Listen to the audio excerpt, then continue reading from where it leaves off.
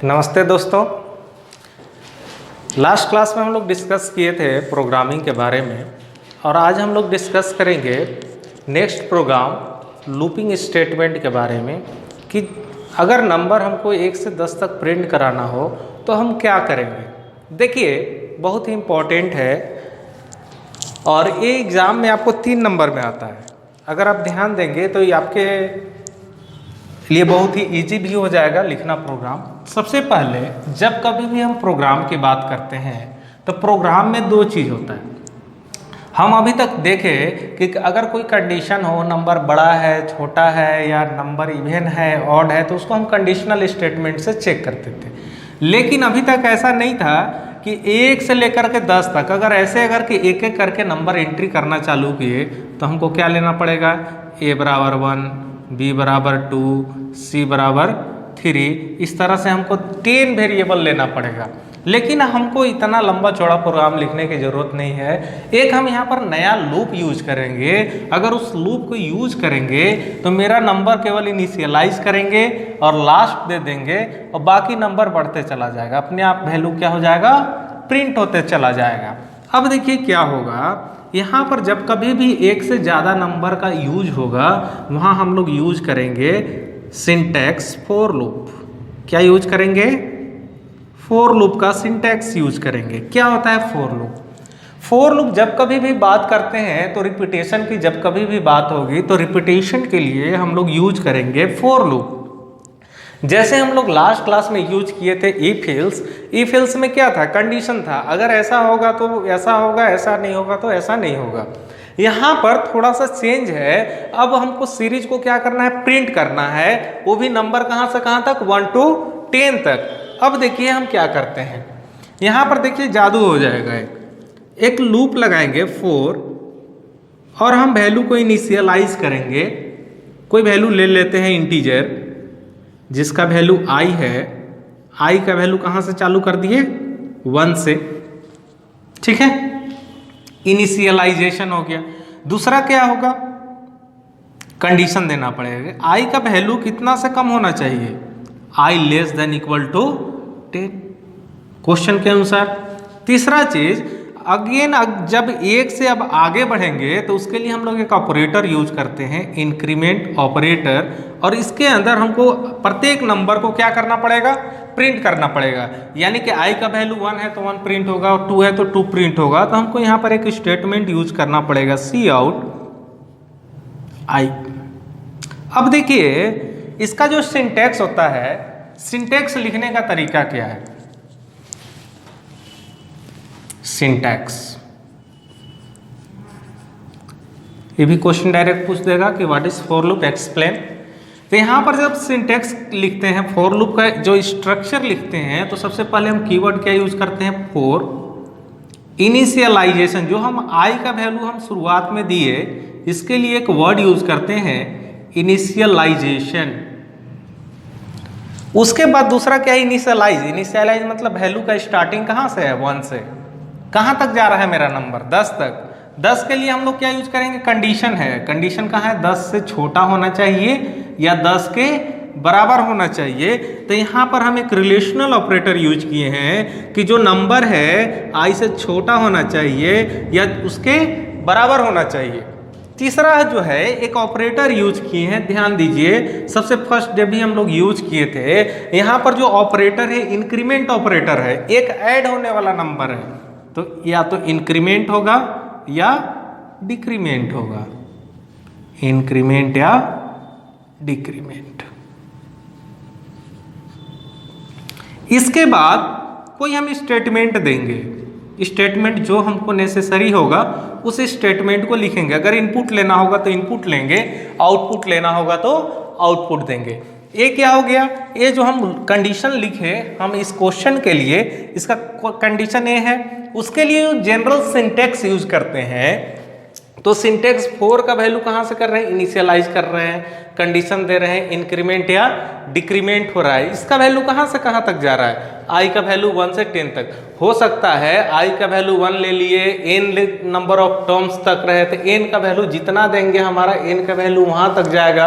Value increment हो रहा है, कितना हो रहा है, प्रत्येक बार वैल्यू में एक क्या हो रहा है, जुड़ रहा है। अब देखिए सबसे आसान चीज है, ये तो मेरा सिंटेक्स हो गया, लेकिन अब हमको क्या करना है, इस नंबर को डिस्प्ले कराना है। तो लास्ट क्लास में भी हम लोग पढ़े थे कि जब कभी भी हम लोग प्रोग्राम लिखते हैं तो प्रोग्राम लिखने के लिए हमको सबसे पहले क्या लिखना पड़ता है, हेडर फाइल। सबसे पहले क्या लिखेंगे, देखिए अब मेन प्रोग्राम जो फर्स्ट का है, प्रोग्राम यहां से चालू हो रहा है। सबसे पहले क्या लिखेंगे, हेडर फाइल। हेडर फाइल क्या रहेगा, हैश इंक्लूड iostream.h। ठीक है। दूसरा बार हम क्या फंक्शन लिखते हैं, main function, that is void main. इसके बाद हम लोग क्या यूज करेंगे, यहां पर देखिए एक वेरिएबल है i, बस उसके अलावा तो कुछ है नहीं। तो हम यहां कर लेंगे इंटीजर, एक वेरिएबल है, वेरिएबल का नाम क्या है i, या कुछ भी ले सकते हैं, a लिख सकते हैं, b लिख सकते हैं, c लिख सकते हैं, लेकिन जनरली हम लोग i यूज कर रहे हैं, j यूज करते हैं। तो इंट i का वैल्यू इंटीजर असाइन कर दिए, क्यों, क्योंकि नंबर डेसिमल नंबर नहीं है। अगर डेसिमल नंबर होता तो इसको हम क्या असाइन करते, फ्लोट में।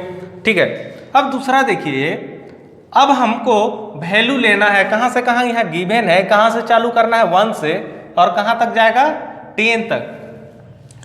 अब दूसरा चीज है, दूसरा एक और नंबर लेना पड़ेगा, कौन सा नंबर, इंटीजर, कहां तक जा रहा है, n, और n का वैल्यू कहां तक जा रहा है, 10 तक। और यहां i का वैल्यू कहां से चालू होगा, 1 से। अब देखिए दूसरा चीज, n का वैल्यू क्या है, 10 है, फिक्स हो गया, इसमें कोई चेंजिंग नहीं होगा, क्योंकि यहाँ लास्ट टर्म क्या है, 10 है। अब हमको सबसे पहले फोर लूप लगाना पड़ेगा। फोर लूप में i का वैल्यू कहां से चालू हो रहा है, 1 से। कंडीशन क्या है कि i का value less than equal to कितना होना चाहिए, 10 के बराबर होना चाहिए, या 10 से छोटा होना चाहिए। और प्रत्येक बार वैल्यू में कितना बढ़ जाना चाहिए, 1 बढ़ जाना चाहिए। शुरुआत 1 से हो रहा है तो सबसे पहले 1 होगा, उसके बाद 2 होगा, उसके बाद 3 होगा, उसके बाद 4 होगा, इस तरह से कहां तक जाएगा, 10 तक जाएगा। जब नंबर आएगा तो हमको नंबर को क्या करना पड़ेगा, प्रिंट करना पड़ेगा, that is C out. Number क्या है प्रिंट कराने के लिए, i। क्लोज कर देंगे। यहां पर फोर लूप के लिए ओपनिंग या क्लोजिंग है, तो मेन फंक्शन के लिए एक ओपनिंग और क्लोजिंग होगा। देखिए काम कैसे करेगा, जब रन कराएंगे प्रोग्राम को, तो रन करेंगे प्रोग्राम, तो सबसे पहले i का वैल्यू क्या होगा, 1। i का वैल्यू जब 1 होगा तो यहां कंडीशन चेक करेगा कि 1 का वैल्यू 10 से छोटा है या नहीं। तो 1 जो है 10 से छोटा है, सही है। दूसरा चीज, इसके बाद आगे बढ़ेगा, अब i का वैल्यू कितना हो जाएगा, 1। क्यों, क्योंकि हम लोग पढ़े थे कि फर्स्ट टाइम i का वैल्यू 1 रहेगा, नेक्स्ट टाइम में i का वैल्यू क्या हो जाएगा, 2 हो जाएगा। जब जैसे ही आएंगे तो उसके बाद यहाँ लूप खत्म होता है, क्या कहता है, प्रिंट कीजिए सी आउट i। i का वैल्यू क्या प्रिंट हो जाएगा, 1 प्रिंट हो गया। ठीक है। इसी तरह से नेक्स्ट कंडीशन आया, i का वैल्यू क्या हो गया, 2। 2 जो है चेक करेगा कि 2 जो है 10 से छोटा है, तो आगे चलेगा, 2 में क्या जुड़ जाएगा यहाँ पर। अब i का वैल्यू क्या हो गया यहाँ पर, 2। क्यों, क्योंकि i का वैल्यू 1 था शुरू में, तो 1 में एक जोड़ दिया था, तो नेक्स्ट टाइम जब आएगा तो i का वैल्यू क्या रहेगा, 2। जब थर्ड में आएगा तो थर्ड के शेष में आएगा। इसी तरह से हम चलते जाएंगे, कहां तक जाएंगे, 9 तक। i का वैल्यू जब 9 होगा तो 9 10 से क्या होगा, छोटा होगा। तो अगला कंडीशन जो है यहाँ पर i का वैल्यू क्या हो जाएगा, 9। कंडीशन सही है। अब जैसे ही लास्ट में आता है 10, जब i का वैल्यू 10 आएगा तो 10 10 के क्या है, बराबर है। और जब बराबर होगा तो यहाँ i का वैल्यू क्या हो जाएगा, 10। कोई दिक्कत नहीं, यानी कि इसी तरह से 1 2 3 4 5 6 7 8 9 और 10 अब तक प्रिंट हो गया। जैसे ही 10 से इंक्रीमेंट होकर के क्या होगा वैल्यू, i का वैल्यू जैसे ही 11 होगा, तो 11 जो है ना बराबर है ना 10 से छोटा है। यहां पर कंडीशन क्या हो गया, खत्म हो गया, यानी कि अब आगे जाने की जरूरत नहीं है, ये लूप से क्या हो जाएगा, बाहर आ जाएगा और मेरा नंबर सीरीज प्रिंट हो गया। ये बहुत ही आसान है, आप इसको एक बार रिपीट करके देखेंगे, 2 बार देखेंगे, आपको फुल्ली समझ में आ जाएगा। चलिए दूसरा नंबर है कि हमको 1 से 10 तक अभी प्रिंट करना जो सीखे थे, इसी में हमको क्या करना है, नंबर को ऐड करना है। तो ऐड करने में थोड़ा सा प्रोग्राम में चेंज होगा। वो चेंजिंग क्या आएगा कि जो हम यहाँ पर आई प्रिंट करते थे, देखिए ध्यान दीजिए, फिर से आइए, जैसे ही हम लूप की बात करते हैं तो लूप में हमको सेकेंड प्रोग्राम के लिए आते हैं, क्वेश्चन नंबर 2। क्वेश्चन नंबर 2 में हमको 1 to 10 तक जोड़ना है। अभी हम देखें कि 1 2 3 4 5 6 7 8 9 10 तक प्रिंट कैसे करते हैं। सेम उसी तरह से नंबर को क्या करना है, ऐड करना है। कैसे, जैसे यहाँ पर जो आई हम यूज करते थे प्रिंट के लिए, इसके जगह पर हम क्या यूज करेंगे, सम यूज करेंगे, जोड़ेंगे नंबर को। जैसे जैसे 1 आएगा तो 1 में जोड़ेंगे, 2 जोड़ेंगे, 3 जोड़ेंगे। तो यहाँ पर एक थोड़ा सा चेंजिंग होगा, ध्यान दीजिएगा। चेंजिंग क्या होगा,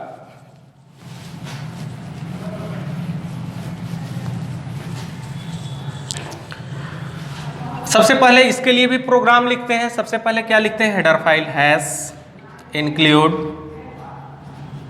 iostream.h। ये बेसिक हेडर फाइल है, इसके बिना कुछ हो नहीं सकता है, ठीक है। दूसरा क्या है, main function, that is void main. और यहां पर क्या दे देंगे, ओपनिंग। अब देखिए नंबर को क्या करना है, 1 से 10 तक के नंबर को जोड़ना है। तो जोड़ने के लिए हमको एक नंबर लेना पड़ेगा। सबसे पहले इंटीजर लेंगे, एक नंबर i लेंगे। क्यों, क्योंकि i का वैल्यू कहाँ से चालू हो रहा है, 1 से, ठीक है। कहाँ तक जा रहा है, 10 तक जा रहा है। दूसरा जो है सम करना है, तो एक हम वेरिएबल ले लेते हैं इंटीजर सम, और सम को हम असाइन कर देते हैं 0। क्यों करते हैं इसके बारे में डिस्कस करेंगे। अब देखिए सबसे पहले अगेन हमको लूप चलाना पड़ेगा। बिना लूप के हम काम नहीं कर सकते हैं, क्योंकि हम बताए थे कि जैसे जैसे हम लूप की बात करते हैं, 1 से 10 नंबर या 1 से n नंबर तक की बात करेंगे, तो हमको ज़्यादा वेरिएबल असाइन ना करना पड़े, एक ही वेरिएबल से मेरा सब काम हो जाए। तो i का वैल्यू क्या लिए थे, 1 का कंडीशन दिए थे, कितना तक जाना चाहिए, 10 तक जाना चाहिए। और प्रत्येक वैल्यू में क्या होना चाहिए, इंक्रीमेंट होना चाहिए, तो वैल्यू प्रिंट होता था। लेकिन जैसे ही 1 से 2 जाएगा तो दोनों नंबर को क्या कर देगा, ऐड करना है। तो उसके लिए हम एक लूप लगाएंगे, दैट इज फॉर i का वैल्यू कहाँ से चालू कर रहे हैं, 1 से। i का वैल्यू कहाँ तक जाएगा, 10 से छोटा होना चाहिए या 10 के बराबर होना चाहिए। और प्रत्येक बार एक वैल्यू i से क्या हो जाना चाहिए, बड़ा हो जाना चाहिए। दैट इज 1 से बढ़ करके 2 से बढ़ करके 3 से बढ़ कहाँ तक जाएगा, 10 तक जाएगा। दैट इज जैसे ही i का वैल्यू 1 रहेगा तो नंबर को हमको क्या करना पड़ेगा, जोड़ना पड़ेगा। That is sum plus i। और जैसे ही सम को सम कर लेगा, पूरे सबको जोड़ लेगा, कहाँ तक, 1 से लेकर के 10 तक। जब सम कर लेगा तो सम करके अपने पास तो रखेगा नहीं, वो क्या करेगा, आउटपुट देगा। उसके लिए हमको क्या लिखना पड़ेगा, कीवर्ड एक सी आउट सम, ठीक है। क्या लिखना पड़ेगा, सी आउट सम, क्योंकि यही मेरा वेरिएबल था। और लास्ट में हम क्या करेंगे, इसको क्लोज कर देंगे। अब ध्यान दीजिए इस लूप में किस तरह से वर्क कर रहा है। आउटपुट जब हम निकालेंगे तो आउटपुट वर्क कैसे करेगा। यहां पर देखिए लूप में स्टार्टिंग कहां से हो रहा है, 1 से कहां तक जा रहा है, 10 तक जा रहा है। जब i का वैल्यू क्या होगा, 1 होगा, कंडीशन चेक करेगा, i का वैल्यू जो है 1 जो है 10 से छोटा है, सही है, आगे बढ़ जाएगा। जैसे ही आगे बढ़ेगा तो यहाँ सम का वैल्यू क्या इनिशियलाइज किए हैं, 0। अगर हम सम का वैल्यू 0 इनिशियलाइज नहीं करेंगे तो कोई गार्बेज वैल्यू ले लेगा कंप्यूटर, इससे हमारा जो आंसर है उसमें डिफॉल्ट हो जाएगा, गड़बड़ी हो जाएगी। तो इसीलिए जैसे ही i का वैल्यू 1 से कंडीशन सही है तो क्या पोर्शन में जाएगा, सम बराबर लिखेगा 0 प्लस 1। दैट इज अब सम का वैल्यू कितना हो गया यहाँ पर, 1। जैसे ही i का वैल्यू अब क्या हुआ, बढ़ गया, कहाँ गया, 2 में। अब चेक किया कंडीशन, 2 का वैल्यू क्या है, 10 से छोटा है। 10 से छोटा है तो क्या होगा, आगे जाएगा, ऐड करेगा। आगे क्या हमारा लिखा हुआ है, sum equal to sum plus i। अब सम का वैल्यू कितना हो गया, 1। That is sum equal to 1 plus 2। इसी तरह से चलते जाएंगे कहाँ तक जाएंगे, आई का वैल्यू 10 तक जाएंगे। 10 तक चेक किया, 10 के बराबर है, सही है। तो क्या करेगा यहाँ पर, सम करेगा, that is sum equal to,